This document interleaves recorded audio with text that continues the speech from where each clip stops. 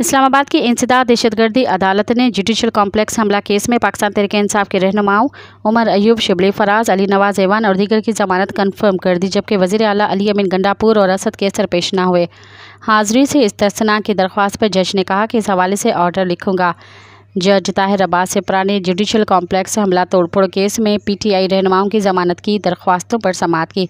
इस मौके पर पीटीआई वकील बाबर ऐवान और दीगर वकला अदालत के सामने पेश हुए, जबकि उमर अयूब, शिबली फराज, अमजद नियाजी, अली नवाज ऐवान और दीगर पीटीआई कारकुनान भी अदालत के सामने पेश हुए।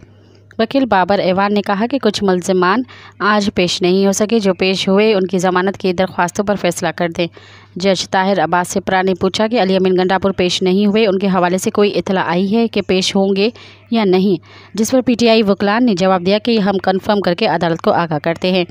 वकील बाबर ऐवान ने कहा कि उमर अयूब ने लाहौर में एक GIT के सामने पेश होना है। मज़ीद ख़बरन ऐं तफ़सीलात लाइ विज़िट कयो असांजी वेबसाइट www.awamiNewsHD.com ऐं ॾिसंदा रहो अवामी न्यूज़ HD।